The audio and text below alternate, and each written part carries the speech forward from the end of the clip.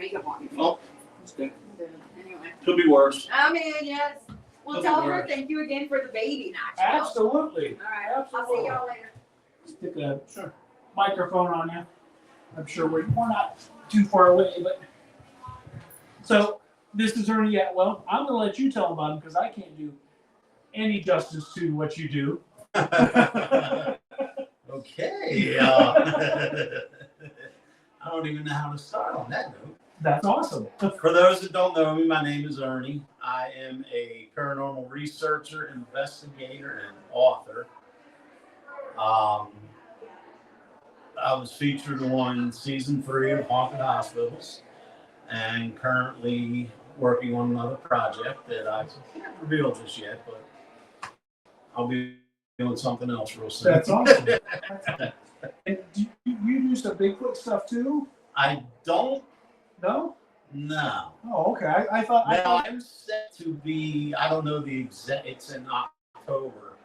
I don't know the exact name of it, but I was asked to come to a Bigfoot Paracon. That must have been what I heard. And yeah, they, I guess they want like a paranormal, work some paranormal into it. So, hey, I was fortunate enough they got in touch with me. So, I am a huge fan of like the whole Bigfoot lore. And I actually I didn't write about Bigfoot, but a brief adventure in one of my books concerning Bigfoot. Okay. So it's something that has always sparked my curiosity, but I can't say that I've ever been on like a Bigfoot hunt.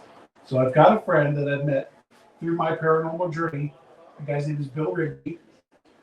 He's pretty well known in the Bigfoot community, and we've become friends. And he said, "You're going to come on an investigation with me for Bigfoot." And I'm like, "Okay." I think he's early 70s, and I'm like, "But you're going to have to wait for me as we're tromping through the woods because I'm fat and I'm not going to move well." He's like, "I'm 70 years old. You can keep up with me." I'm like, "Yeah, right, buddy."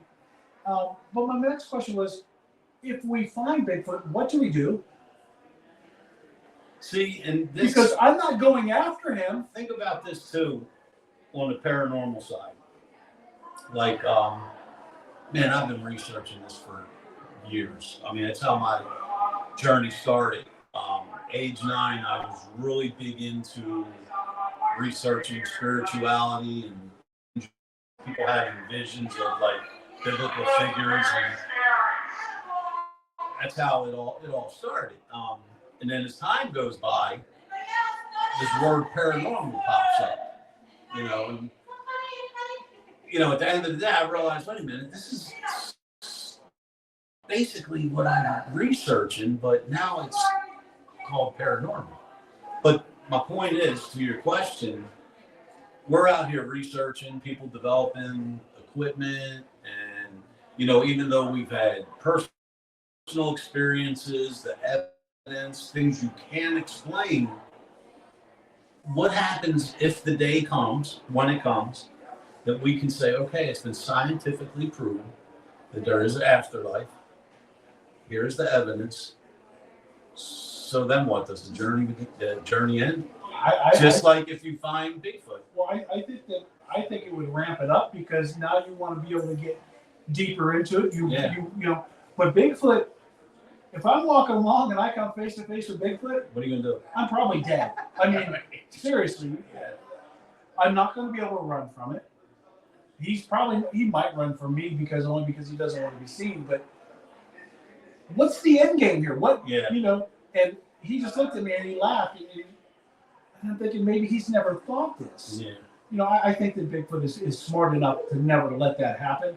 But I'm a big believer in chances. And, you could walk around a tree and all of a sudden there he is. There. Yeah. Well, what are you going to do? Yeah. As somebody that's not a Bigfoot investigator, what am I going to do? Right. And if you don't have a plan B or a plan A, I'm probably not going. Yeah. But that's a legitimate concern. I mean, what would you do? You're out there in a tent or whatever in the middle of the night, you hear a noise and you open the tent and there's 10 feet of what the heck, you know? Yeah. I don't know. And I guess I need to sit down with him and say, this is a serious question. I don't know if he thought if I was joking or Right, not. right. I would, before I go on an investigation, I want to know what's the end game. If we find Bigfoot, we're not going to kill Bigfoot. Right. But we're not taking like shackles to bring him back. Right. And where are we going to put him if we bring him back? There's got to be a plan. And I don't know, I can go do an investigation anywhere and be pretty sure I'm not bringing anybody back with me. Right. It's not my intention to bring anybody back anyway. I want them to stay where they're at. Obviously, they're there for a reason. The whole Bigfoot thing, I don't understand. It's fascinating. It's very fascinating. And I believe that they're closer related than we know. Right. Yeah. I mean, how can you see all these Bigfoot tracks and then they just end? Yeah. Where'd it go? Yeah, I mean, there are a lot of people, being in this industry, knowing people from the paranormal side of it, the Bigfoot side of it, the alien side of it. You come across so many different theories. Bigfoot's a ghost, Bigfoot's an alien. It's who the hell knows? Who knows? But whether what side of the field you're on.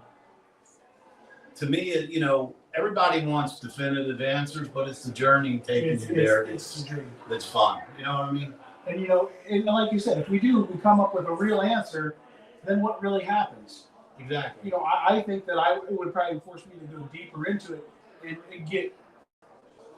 But because it's always that step, it's always that next step. For example, say you and I are the only two people in this whole entire jail tonight. And there's no one else. We're locked down. And we start. As soon as I started coming around the corner, I'm like, oh, I look down. My wallet, my whole life, like I finally found somebody to give me coffee. Like I was like, oh no. But let's say, you and I we're the only two in this whole building tonight. And we start running some equipment and we turn on a voice recorder. And we're asking questions and later we review it, you go through the procedure. And we get a direct response that sounds like a woman. And I know what that is. Because we know there's no women here. But you take that to the skeptic and you say, listen to this. Your question was, is there anyone here with us? And the woman replies, oh yes, I'm here. Skeptic's going to say, prove to me that that's a ghost. All right, you got me. I can't. You know what I mean? There was only two of us here. And yeah, right. right. I can't prove it any more than that. But Yeah. Right. Yeah, so it's always, no matter what you come across, it always goes that step further, and I've seen some, I've never been on a Bigfoot expedition, nothing like that. Of course, I've just seen all the show. I find it so fascinating. I'm friends with people that do it, and, it's just, you come across that piece of evidence, and it's like, now, like you said, where do you go from here? Because I know what that is. And you got to know the person, the legitimacy of the person. You know what I mean? That's like evidence. I'm sorry to interrupt you, Oh, gentlemen, you got me eliminated. because I know you're dying. Put that right there. Thank you. So, how about what is your favorite place to investigate? You have one favorite? Or two I favorites? can't say that I do because I have places that are more memorable than others, but it's just like whether I get called out, to a private investigation at a residence or a business, or if somewhere around the country I'm leading a public investigation, it's just like I'm in the moment. And everyone is my favorite when I'm there. You know what I'm saying? Because it's hard to answer that question. Yes. Because it's just each time it's a new adventure, and I've been investigating full time for I guess 22 years, and I can honestly say after each night, whether it was active or wasn't that active, you always learn something. Yes. So it's really hard to say. you know. But I do have to say I hosted an event at the Malvern Manor in Iowa, and that place was very different, very active. Maybe it was just because it was so far away and I'd never been there, you know. But that was anybody that hasn't been there, if you can get to the Malvern Manor, Josh Hurd owns it. Get in touch with Josh. It's an amazing, and we got some really, really cool evidence there. That's one of the places that we have that is a someday go to, because it's a little farther than we like to drive at this point. But we come across some evidence there that just would blow your mind. Like, it was so much fun. Wow. And the event that we did, it was for such a great cause. It just brought everything together, man, and it was really, really nice. I have one place that the place calls to me. I love going there, and it's not the biggest place, it's not the best place, but it calls to me, and we've been there 8 times in like 3 years. And it's a great place, Octagon House in Circleville, Ohio. It's down by Columbus. I haven't been there, but I know. It is just, it's kind of famous because Lonnie was there and he was wanted. Some girl in Texas called the FBI or the cops and said he kidnapped somebody, and they converged on the house and threw him on the ground and handcuffed him, and they were going to put him in jail until they realized it was fake. But the house is just so, it's very old, but it's so alive. Yeah. And we've been there 3 or 4 nights this year already, and they're having a Paracon. We're going back to the Paracon again. But the house just calls to me, and it's always on my mind. I'm always thinking about the spirits over there, and I can't shake it. I've got to keep going. Yeah. We've done several places. The Ross House, Cindy's downstairs. We love the Ross House. Yeah. We've been there several times. There's a lot of places we go to, but that house just calls to me, and I don't know. Yeah, I mean, we all have that. Yeah. We were standing upstairs. We were having a birthday party that evening for the curator of the place. His brother had passed away, and so we went to get a cake or whatever. And Tom and I were the only 2 people in this house. We're standing upstairs, and we heard this sound, and I'm like, "What is that?"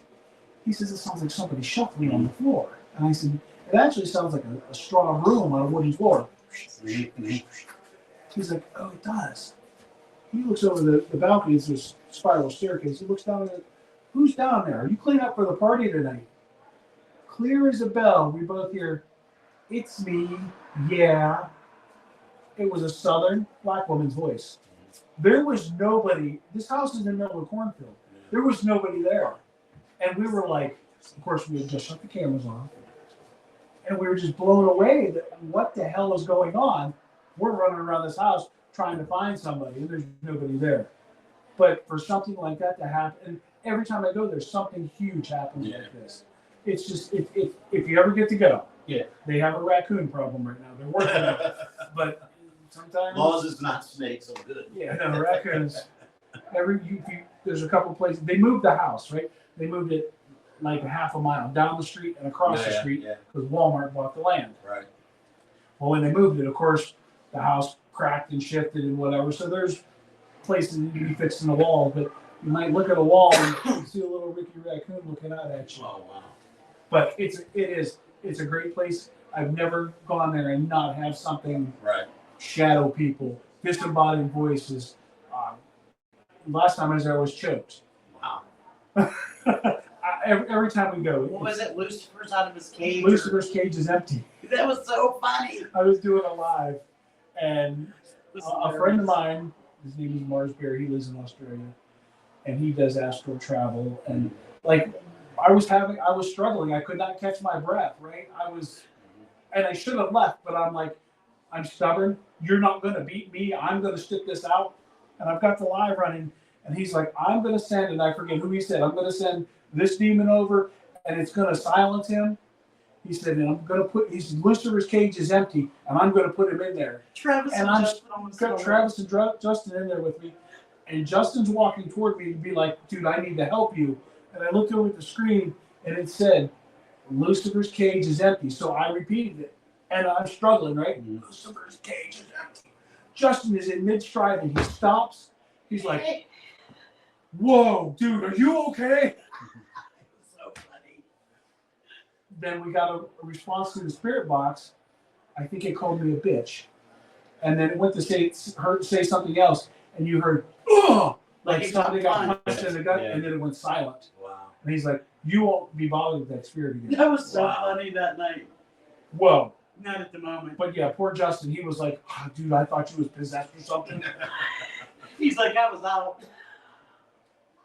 But yes, that place really calls to me. If you ever get the opportunity, Yeah, hopefully I'll make it out there. it's amazing. It really is. Because I have a really good friend that lives in Iowa that her and I do some events together, so maybe I can hook something out. That would be cool. Yes, it's a great spot.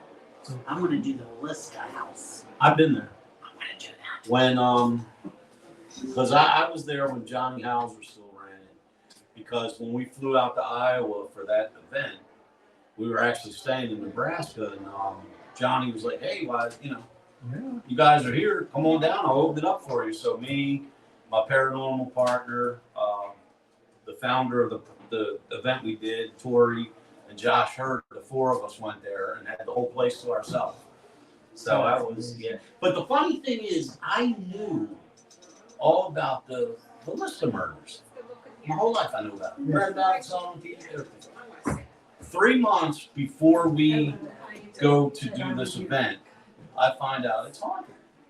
I didn't even know that. So all along, I knew I was going to go to the Liska house, but I just had no idea. I was going as like a history buff, for cases like that. So, but they believe that whole Liska murder scene, it was tied in with the Malvern Manor because they think the killer was staying, took the train down there. But yeah, Liska, man. That's Very cool place. That's yeah. crazy. Very Scotty's cool up here, so tell everybody where they can find you. You can find me on, of course, Facebook, Ernie Atwell, as well as Instagram. Or you can, as far as like my books and interviews, you can just Google me or YouTube me. Or you go to my website, which is Paranormal Inc. It's INC, not Inc. like that's name. ParanormalInc.net. It will take you to videos or podcast, everything. So. Awesome. Thank you so much. It was I my appreciate pleasure. your time. Oh, anytime. I'm going to reach out to you again, have you on the podcast. Absolutely. Just if you got time. reach out, shoot me some dates, and I'll hook it up. Absolutely. Thank All you right, so much. thank you. I appreciate you. See you guys. Young man,